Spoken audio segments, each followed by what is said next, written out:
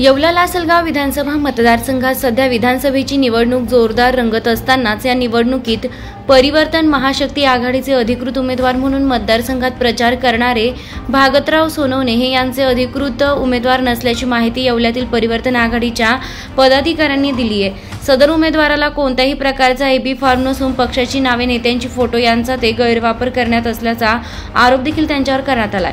या निवडणुकीत प्रहार जनशक्ती पक्ष, प्रहार शेतकरी संघटना, स्वाभिमानी शेतकरी संघटना, स्वराज्य पक्ष यांच्या विचारधारेशी अनुकूल असलेल्या उमेदवाराला मतदान करण्याचं देखील आवाहन पदाधिकाऱ्यांनी केलंय।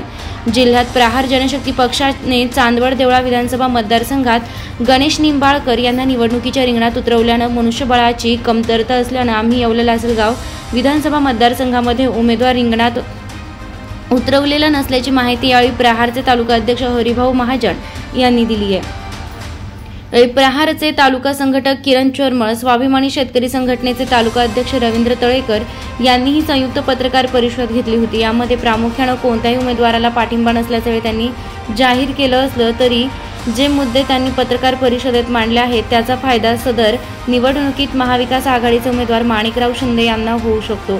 DGW न्यूज मराठी मीडियासाठी किरण ठाकरे, येवला।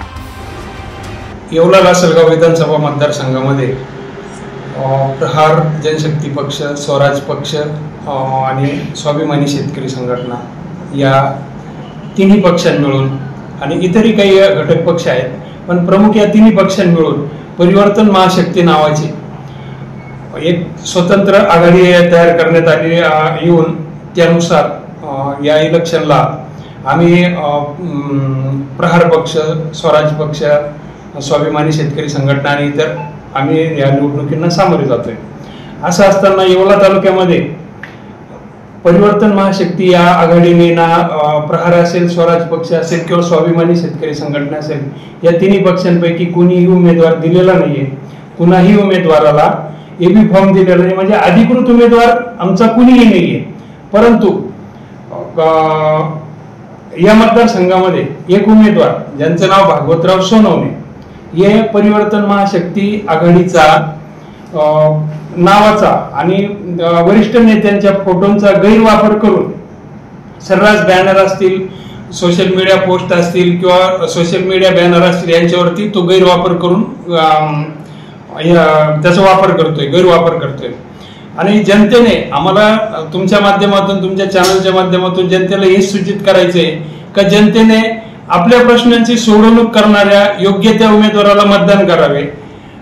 परिवर्तन आघाडीचा कुठलाही इथे उमेदवार नाहीये आणि सर्वस्वी आपल्या सदुयोग बुद्धीला अनुसरून जनतेने तालुक्यातील मतदारसंघातील उमेदवारांना मतदान करावे, एवढं मी तुमच्या चॅनलच्या माध्यमातून जनतेला। लासलगाव मतदारसंघामध्ये जी निवडणूक विधानसभेची घातलेली आहे तर याच्यात आम्ही स्वाभिमानी पक्ष, स्वाभिमानी शेतकरी संघटना आणि प्रहार शेतकरी संघटना आणि स्वराज्य पक्ष यांनी कुठलाही इथे येवला तालुक्यामध्ये एकही उमेदवार दिलेला नाही।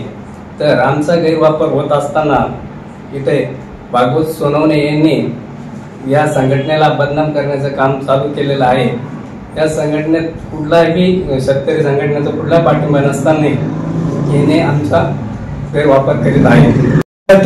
सर्व मतदार बंधू भगिनींना मी विनंती करतो की परिवर्तन महाशक्ती जे नामदार बच्चू कडू, छत्रपती संभाजीराजे, राजू शेट्टी साहेब यांच्या तिघांची एकत्रितपणे जी परिवर्तन महाशक्तीची स्थापना करण्यात आलेली आहे, या परिवर्तन महाशक्तीने येवला तालुक्यामध्ये कुठल्याही उमेदवाराला एबी फॉर्म दिलेला नाहीये किंवा पाठिंबा दिलेला नाहीये, पण या मतदारसंघामध्ये त्याचा सर्रास गैरवापर केला जात आहे।